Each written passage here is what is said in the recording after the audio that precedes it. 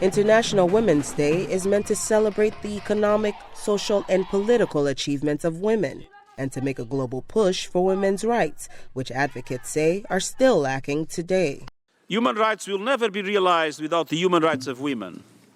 Yet, in this year in which we mark the 25th anniversary of the Beijing Platform of Action, we see a pushback against women's rights, alarming levels of femicide, attacks on women human rights defenders. In 1995, 189 countries adopted the Beijing Declaration, which set a global agenda for the security and economic advancement of women. Decades later, though, the United Nations reports there are still alarming rates of violence, harassment, and discrimination against women.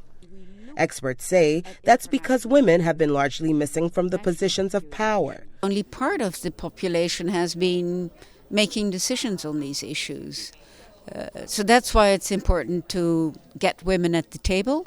And, as I said before, it's not rocket science. We have to invite them and we have to give them votes. A report by UN Women, Plan International, and UNICEF shows there have been some gains for women and girls, mainly in the areas of education, but it's not enough. We're looking at health, we're looking at education, we're looking at risk of violence, we're looking at menstrual hygiene. There's so many dimensions, and I think when you look at that as a composite, there is no country around the world that has achieved equity in all those dimensions. The report highlights sub-Saharan Africa as of most concern. We look at the rates of child marriage, which have actually improved a bit from 1 in 4 to 1 in 5.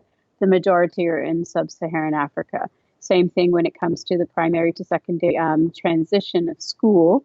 You still have the lowest numbers in sub-Saharan Africa of girls staying in school. It will take good governance to address the issue, says retired Ambassador Philip Carter.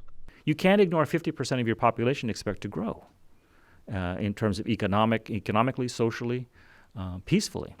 Women's rights defenders gearing up for March 8th are calling for gender equality and a final end to violence against women and girls around the world. Jesusemen, VOA News, Washington.